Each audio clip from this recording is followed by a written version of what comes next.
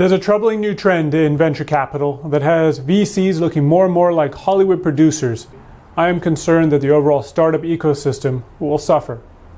Hollywood producers double down every year on the remake, reboot, and sequel strategy, putting their hundreds of millions of dollars into well-known and well-trod IP in search of the next great hit. VCs, on the other hand, are typically the adverse.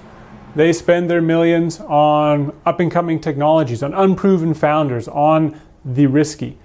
But what we're seeing over the past couple years in particular, but it's an emerging trend over the last maybe 5 to 6 years, is more VC money flowing to larger deals, to category winners. When we look at some of the data, starting with 2019, which is the last kind of sane year before the 2020, 21, 22 hype cycle, you're seeing rounds of about $1 billion each for Cruise, for Flexport, and for Neuro. This equated to, given the overall funding in the US, around about 2% of the top 3 rounds. For 2023, you're seeing this top 3 concentration rise to 10.5%, which is a significant jump. Here you're seeing 3 big deals. Anthropic, roughly $7 billion raised over multiple rounds. Stripe, $6.5 billion. And Inflection AI for $1.3 billion. Joule also had a $1.3 billion round.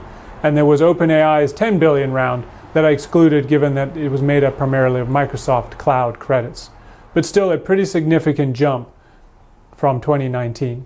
For 2024, we're seeing this top 3 concentration increase further to roughly 12%. Comprised of the 3 big rounds so far of 2024, with OpenAI at $6.6 billion, what they consider the largest VC round of all time, xAI at $6 billion, and Waymo with a recent $5.6 billion.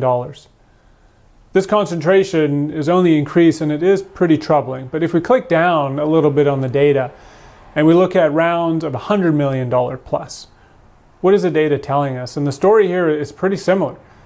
We're seeing an increase from roughly 15%, give or take, in 2018 era to almost 45% by the time we hit 23, 24.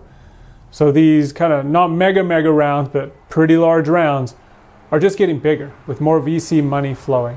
The next logical place to look at is the median value as well as the overall deal volume for seed, Series A, and Series B, the earlier rounds of a startup lifecycle.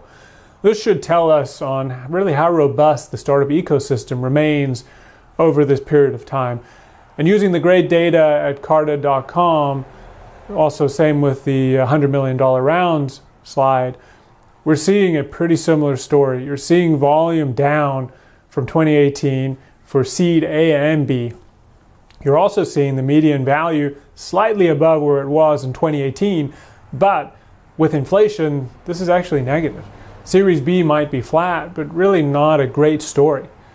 So when you're looking at all of this, your takeaway is that the mega rounds are increasing, the $100 million plus rounds are increasing, and the kind of general rounds, your standard seed A and B rounds, are decreasing, which to me doesn't bode well for the overall startup ecosystem, having VCs concentrate on a few big whales and a few big category leaders, and seemingly neglecting the earlier stages of the startup scene.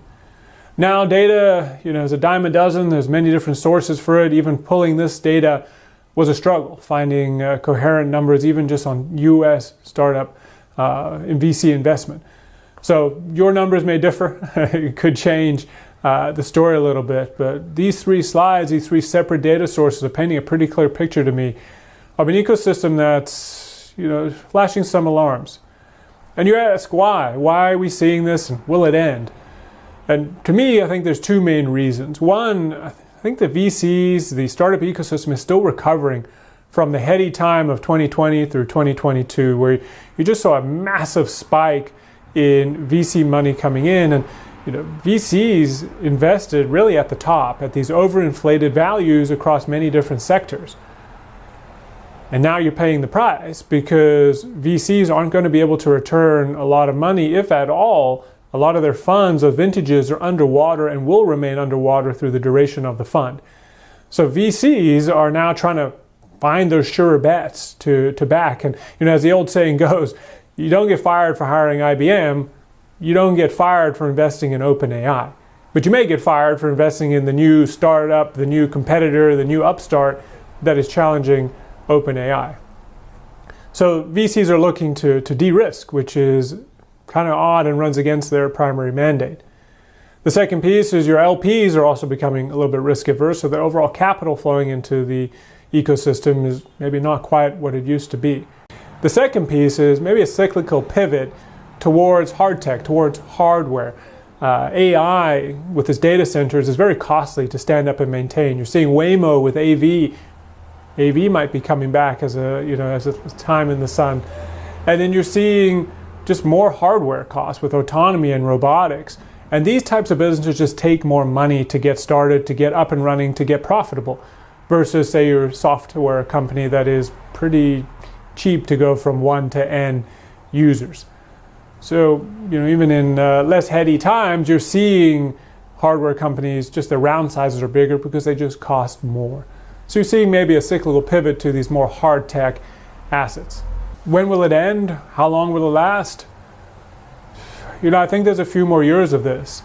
I think VCs need to find their footing again, raise new funds, fresh new funds that don't have the stain of 2020 through 2022 on it. They can afford to be a little bit riskier and dive a little bit deeper into new technologies, those unproven founders, and those new ideas. And then once AI is maybe more fully funded, more mature, profitable, I think we'll see a big pivot to derivative products off of AI, where you're able to build off LLM models cheaply and becomes more akin to the SaaS business, where you're not building the infrastructure, you're just building the code, probably with AI's help. And so here, you're going to see more of a typical type of model where you can fund a few $1 million and get a company off the ground versus tens of millions of dollars for a hardware company. So I think it's going to take a couple years. So you as a founder, raising your next round, thinking about the next round, thinking about your cash flow, my advice to you is really beware right now of your projections, of your understanding of the historic fundraise amounts. You may be reading a lot of reports of all this dry powder that's sitting on the sidelines ready to invest, but that dry powder might not be coming your way. It might, unless you're the category leader, of course, then the money will find you.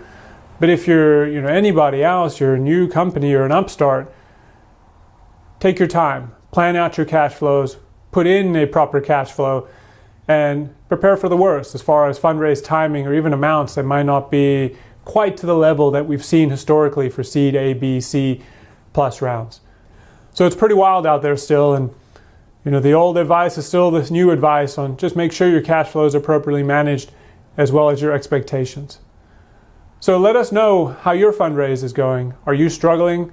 Are you seeing timelines elongate? Are you seeing rounds struggling to find leads?